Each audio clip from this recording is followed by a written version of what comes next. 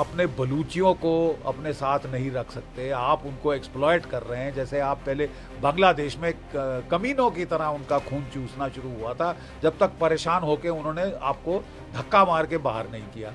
अभी तक तो साहब टेरर में वो टेरर एक्सपोर्ट कर रहे थे।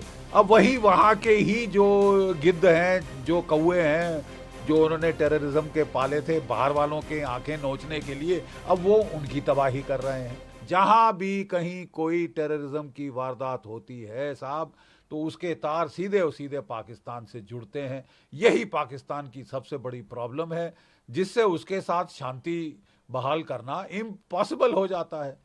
कि जब तक आप यहाँ पे लोगों की मौतें स्पॉन्सर करते रहेंगे, टेररिज्म स्पॉन्सर करते रहेंगे, औरतें बच्चों के शव यहाँ पे गिराते रहेंगे, तो क्या खाक आपसे बातचीत हो सकती है शांति के बारे में? जब आप हमारे लोगों को, बेकसूर सिविलियंस को शांति पे सुला रहे हैं हमेशा के लिए, तो फिर तो बातचीत नहीं हो सकती साहब। फिर विकल्प ही नहीं रह जाता बातचीत का, जब तक आप पहले ये बंद ना करें। You wean yourself off terror, और यही टेरर आज पाकिस्तान को डुबो रहा है। उनको तो हेनरी क्लिंटन ने समझा दिया था कि देखिए साहब, अगर आप अपने पिछवाड़े में सांप पालें, दूध पिलाएं उनको, इस फॉन्ड होप में, उम्मीद में कि वो केवल और केवल मेरे पड़ोसियों को काटेंगे, मुझे नहीं डसेंगे साहब, तो आप भारी भूल कर रहे हैं। और ये भूल हर रोज पाकिस्तान को रीइंफोर्स हो रही है, उनको फिर से फिर दिखाई जा रही है। आखिरी में है साहब कि जो बलूचिस्तान में लेटेस्ट वारदात हुई है, जिसमें बीएलए कह रही है कि 90 पाकिस्तानी मारे गए हैं, ज़्यादातर सिपाही बॉम्ब ब्लास्ट के अंदर। और ये अभी ट्रेन के हाईजैक के बाद हुआ है, जहां पाकिस्तान की फौज कुछ कह रही है, बीएलए के बाशिंदे कुछ कह रहे हैं। सत्य कहाँ है वो तो कहीं बीच में लगता है गुम हो गया है। लेकिन बात यह है कि पाकिस्तान ने ये खुद को अपने पांव पे कुल्हाड़ी मारी है। उन्होंने अपने पांव पे कुल्हाड़ी मारी है, और टेररिज्म का को एक इंस्ट्रूमेंट ऑफ स्टेट पॉलिसी बनाकर, अभी तक तो साहब टेरर में वो टेरर एक्सपोर्ट कर रहे थे। अब वही वहाँ के ही जो गिद्ध हैं, जो कौए हैं, जो उन्होंने टेररिज्म के पाले थे बाहर वालों के आंखें नोचने के लिए, अब वो उनकी तबाही कर रहे हैं। तो ये किसकी गलती है? ये पाकिस्तान की गलती है, उसको उसको ही भुगतना होगा। उसका बाहर के देश तो कोई इलाज नहीं कर सकते ना साहब, इसमें भारत का क्या लेना देना? आप अपने बलूचियों को अपने साथ नहीं रख सकते, आप उनको एक्सप्लॉयट कर रहे हैं। जैसे आप पहले बांग्लादेश में कमीनों की तरह उनका खून चूसना शुरू हुआ था, जब तक परेशान होकर उन्होंने आपको धक्का मार के बाहर नहीं किया।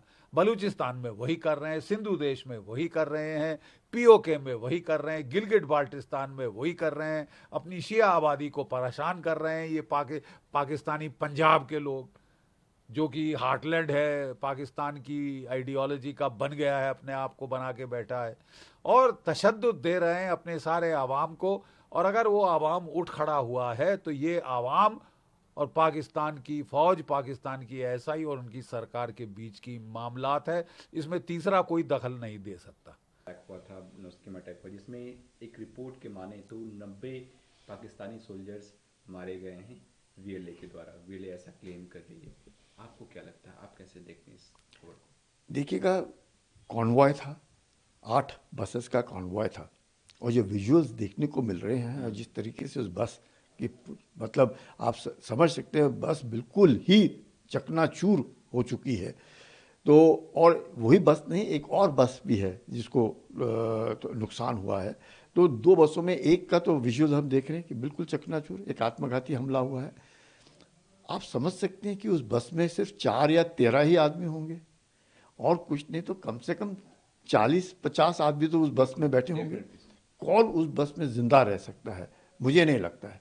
जो इतनी तगड़ी बस, और बिल्कुल और पूरा इलाका जो है वहाँ पे नॉर्मल इवैक्यूएशन के लिए भी वक्त लगेगा, क्योंकि कॉन्वॉय जा रहा है। इवैक्यूएट करेंगे कैसे? या हेलीकॉप्टर से करेंगे उनको इवैक्यूएट, या फिर एम्बुलेंसेस लाएंगे उनको ले जाएंगे? उनको तो नहीं मालूम था इस तरह होना है, तो वक्त लगेगा।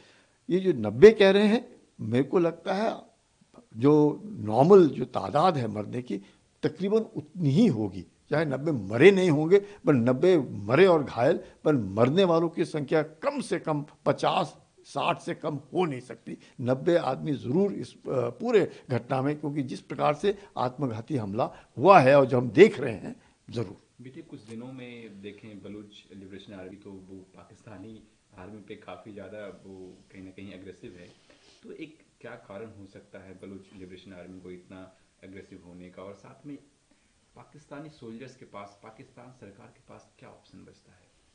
देखिएगा, अभी तो जिस प्रकार से उनके डीजी आईएसपीआर खुद आकर के जफर एक्सप्रेस में भी क्या बोला उन्होंने, हमारे सिर्फ 4 फौजी जो है मारे गए, हमने इनके 33 जो है आतंकियों को मार दिया और बाकी जो है हमने सबको छोड़ दिया। सच्चाई थी उसमें? उसमें सच्चाई नहीं थी। क्यों? क्योंकि 450 आदमी उस ट्रेन में सफ़र कर रहे थे। बीएलए ने पूरा का पूरा जो उसका अपने जो पैसेंजर्स का लिस्ट है वो उन्होंने पूरा निकाला है, जिसमें सारे आप देख सकते हैं, सिपाही है, नायक है, जो कांस्टेबल है, सारे के सारों के उन्होंने निकाला। वो खुद कह रहे हैं डीजी उनके कि 180 आदमी हमने छुड़वाए हैं। बीएलए क्या कह रहा है? 180 आदमी हमने पहले ही छोड़ दिए थे कि उस पर औरतें थी, बच्चे थे और बुजुर्ग थे, हमने उनको निकाल दिया। इन्होंने ये 220-250 आदमी कौन थे? या तो पंजाबी या फौजी, 2 ही उन्होंने रखे और सबको इन्होंने मार दिया, क्योंकि उन्होंने उनको 48 घंटे दिए थे कि भाई 48 घंटे में अगर आप हमारे आदमी वापस नहीं करते, क्योंकि जितना भी इन्होंने सोचा है अपना ये जो पाकिस्तानी हैं वो क्या कर रहे हैं, इन बलूचियों को जो इन्होंने पकड़े हैं छोड़ नहीं रहे, मिसिंग लोग हैं उनको छोड़ नहीं रहे हैं। तो ऐसी हालात में आप समझ सकते हैं कि बलूची जो कह रहे हैं और इनके स्टेटमेंट्स तुरंत आ रहे हैं, बलूची को जो भी स्टेटमेंट्स आ रहे हैं तुरंत दे रहे हैं, बल्कि पाकिस्तान के डीजी आईएसपीआर के और पाकिस्तानी जो हैं वो स्टेटमेंट्स बाद में आ रहे हैं और अपने को संभल करके आ रहे हैं कि 3 ही मरे, 4 ही मरे, 5 ही मरे। ये दर्शाता है कि पाकिस्तान बैकफुट पर है और बलूची लिबरेशन आर्मी जो है इनको छोड़ेगी नहीं, क्योंकि Balochistan liberation front, Balochistan liberation army, ये उनका मकसद है कि हमको पाकिस्तान से अब अलग होना है और पाकिस्तान से हमने आज़ादी लेनी है, वो लेकर के रहेंगे। देखिए, बलूचिस्तान में जो हो रहा है ये एक्सपेक्टेड है और ये माहौल आगे और बिगड़ेगा ही। पॉइंट इसकी, पाकिस्तान ने अपनी हिस्ट्री में कभी इस इलाके को, बलूचिस्तान को ध्यान नहीं दिया और एक्सप्लॉइट किया उसके नेचुरल रिसोर्सेज को, और पिछले 10 वर्षों से एक तरह से बलूचिस्तान की जो मिनरल रिसोर्सेज हैं, जो एसेट्स हैं, या जो गोदार पोर्ट है, जो रास्ता है सारा, वो चाइना को आउटसोर्स कर दिया। पाकिस्तान ने ये सोचा कि ये तो बैरन लैंड है, चाइना को एक्सेस दे दूं मैं वार्म वाटर पोर्ट्स के लिए, और यहाँ की आबादी की उसने कोई चिंता नहीं करी, जिसके चलते वहाँ पर पाकिस्तान आर्मी ने सिक्योरिटी बहुत बढ़ा दी, चेक्स बहुत बढ़ा दिए। पहले ही वैसे पानी नहीं है, बिजली नहीं है, खाने की किल्लत है गरीबी उन इलाकों में, उसके ऊपर अब पाकिस्तान की फ़ौज वहाँ पे अत्याचार भी कर रही है। डिसिडेंट्स जो हैं इंडिपेंडेंस मांगते हैं बड़े लंबे समय से, उनको दबा रही है। तो इन सब चीज़ों का एक कॉकटेल मिक्स हो गया है जो पाकिस्तान के सामने आया है। पाकिस्तानी आर्मी रिटेलिएट करेगा और इंडिया इसमें क्या देखता है? इंडिया, क्योंकि खबरें ये भी आती है कि बलूचिस्तान के लोग इंडिया से सपोर्ट मांगते हैं, तो इंडिया का स्टैंड क्या होगा और पाकिस्तानी आर्मी कैसे रिटेलिएट करेगी इसको? देखिए, अव्वल तो इंडिया का स्टांस तो ऑलवेज ये है कि हम किसी दूसरे देश के इंटरनल अफेयर्स में इंटरफेयर नहीं करते, राइट।